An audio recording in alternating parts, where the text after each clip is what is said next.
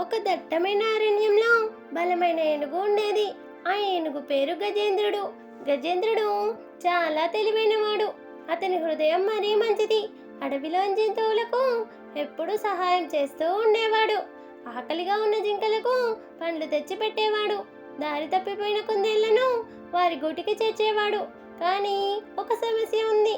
అడవిలో వేసవి కాలంలో ఆహారం నీరు దొరకడం చాలా కష్టంగా ఉండేది.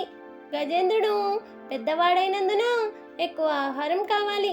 చిన్న జంతువులు కూడా ఆహారం దొరకక ఇబ్బందులు పడేవి.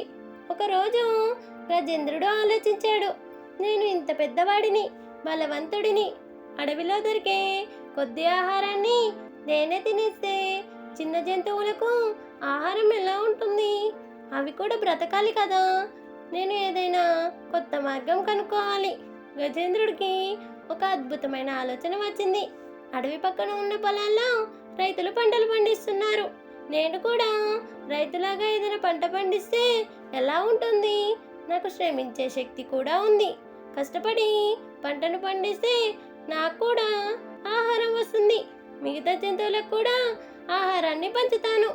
ఆ ఆలోచనతో గజేంద్రుడు అడవిలో ఒక ఖాళీ ప్రదేశం చూసి రాళ్లను తొలగించాడు. తన తొండంతో నేలను దున్నాడు. నీటిని సమకూర్చుకోవడానికి ఒక చిన్న వాగు నుండి పొలానికి కాలువ తవ్వాడు. గజేంద్రుడి కష్టం చూసి అడవిలోని ఇతర జంతువులు ఆశ్చర్యపోయాయి.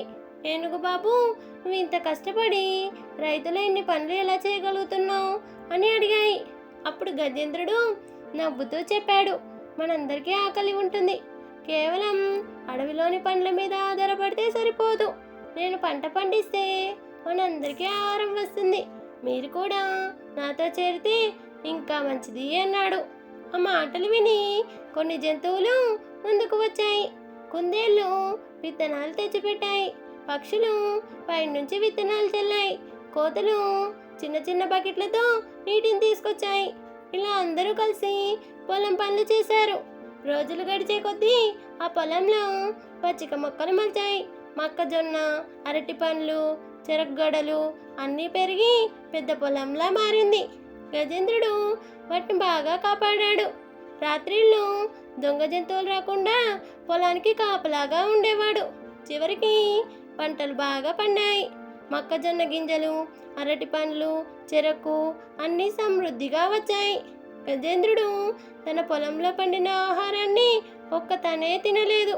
అడవిలోని ప్రతి జంతువుకు పంచిపెట్టారు. అందరూ సంతోషంగా తిన్నారు. చిన్న జంతువులు ఆనందంతో గజేంద్రుణ్ణి ప్రశంసించాయి. ఏనుగు అన్నయ్య, నీ వల్లే మేమంతా ఆకలితో ఇబ్బంది పడకుండా బ్రతికాము. నువ్వు రైతు పనిని కూడా మాకు నేర్పించావు.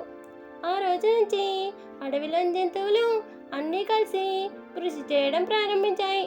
ఎవరికైనా అవసరం ఉంటే అందరూ సహాయం చేసేవారు. అరణ్యం మళ్ళీ సస్యశ్యామలంగా మారింది. ఈ కథ మనకు చెప్పేది ఏమిటంటే, కష్టపడి పని చేస్తే ఎలాంటి సమస్యనైనా ఎదుర్కోవచ్చు.